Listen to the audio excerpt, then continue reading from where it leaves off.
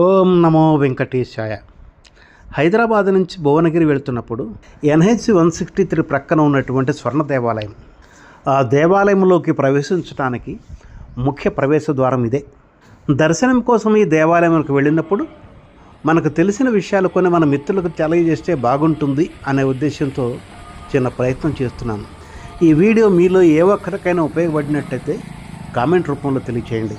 దీని ప్రవేశద్వారంలో లోపలికి వెళుతున్న భక్తులు మనం చూడవచ్చు. దూర ప్రాంతాల నుంచి ఈ దర్శనం కోసం వస్తూ ఉంటారు. సెలవు దినాలు, పండుగ దినాల్లో కాస్త రద్దీ ఎక్కువగానే ఉంటుంది. ఇక లోపలికి వెళ్ళిన తర్వాత దర్శన అనంతరం తిరిగి రావడానికి అండ్ బయటకు రావడానికి దారి కుడివైపునుంది. ఉదాహరణకి బయటకు వస్తున్నటువంటి ఆ వాహనాన్ని మనం గమనించవచ్చు. ఇక ప్రవేశ ద్వారం నుంచి లోపలికి వెళ్ళగానే కాస్త దూరంలోనే కుడివైపున మనకు పార్కింగ్ కనిపిస్తుంటుంది. మనం వాహనంలో వెళ్ళినట్టయితే ఆ పార్కింగ్ ప్లేస్లో మన వాహనాన్ని సురక్షితంగా పార్క్ చేసుకోవచ్చు. కారు పార్కింగ్ నుంచి దర్శనం చేసుకోవడానికి ఎక్కువ దూరం నడవలసిన అవసరం లేదు. చాలా దగ్గరలోనే, అంటే 100 మీటర్ల దూరంలోనే మనకి దర్శన ద్వారం మొదలవుతుంది. ఇక దారికి రెండు పక్కల ఉన్నటువంటి చెట్లు శేషాచలం అడవులను గుర్తు చేస్తూ ఉంటాయి. దానికి తగినట్టుగానే ప్రవేశ ద్వారం దగ్గర నుంచి ఓం నమో వెంకటేశాయ అనే వెంకటేశ్వరుని నామస్మరణ వినిపిస్తూనే ఉంటుంది. మానేపల్లి కొండలపైన నిర్మించినటువంటి ఈ దేవాలయము తిరుపతి దేవస్థానాన్ని తలపిస్తూ ఉంటుంది. గర్భగుడిలో 12 అడుగులు ఎత్తున్నటువంటి వెంకటేశ్వర స్వామి వారు భక్తులకు దర్శనం ఇస్తూ ఉంటారు. మనం దర్శనంకి వెళ్ళాలనుకున్నప్పుడు ముందుకు వెళ్ళినట్టయితే ఇదే మార్గం. మన కుడివైపును చూడండి, నడవటానికి మార్గం పైన షెల్టర్ కూడా కప్పి ఉంది. ఎండకి వానకి రెండింటికి రక్షణగా ఉంటుంది. అలాగే పార్కింగ్ ప్లేస్ కూడా మనం చూడొచ్చు. పార్కింగ్ తర్వాత మనం దర్శనం చేసుకోవటానికి వెళ్తున్నప్పుడు ఫౌంటైన్ కనబడుతుంది. ఆ మధ్యలో రథం ఉంటుంది. దీన్ని బ్రహ్మరథం అంటారు.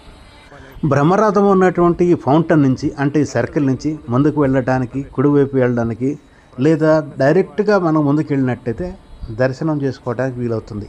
మనకు ఎదురుగా కనిపిస్తున్నవి శ్రీవారి పాదాలు. అక్కడ కనిపించినట్టు శ్రీవారి పాదాలకు నమస్కరించుకొని మరి కాస్త ముందుకు వెళ్ళినట్టయితే మెట్ల దారి మొదలవుతుంది.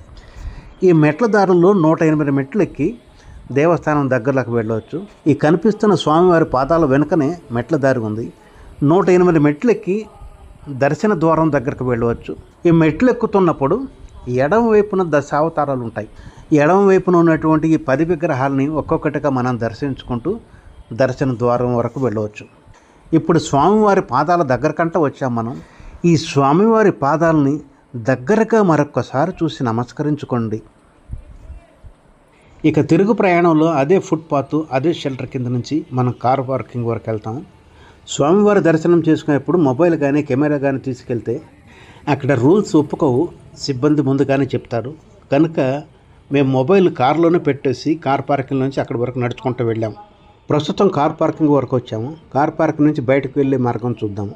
ఇక మెట్లు ఎక్కేప్పుడు కనిపించేటువంటి దశావతారములు, దేవాలయంలో దర్శనం చేసుకుని బయటికి రాగానే కనిపించేటువంటి వీరాంజనేయ స్వామి అతి పెద్ద విగ్రహము, పక్కన కొలలలో ఉన్నటువంటి జలనారాయణుడు, ఇవన్నీ రాబోయే వీడియోలో చూద్దాము. ఆసక్తి ఉన్నవాళ్ళు సబ్స్క్రైబ్ చేసుకుని తర్వాత వీడియోలు కూడా చూడండి. ఈ వీడియో బాగుంటే లైక్ చేయండి, కామెంట్ చేయండి. ఈ స్వర్ణ దేవాలయం గురించి మరిన్ని వివరాలు సేకరించి మీ ముందుకు రాబోతున్నాను.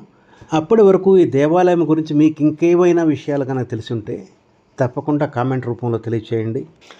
ప్రస్తుతం దేవాలయ ప్రాంగణం నుంచి మనం బయటకు వెళుతున్నాము. వెళుతూ మరొక్కసారి స్వామివారిని స్మరించుకుందాము. ఓం నమో వెంకటేశాయ. నమస్తే నమః.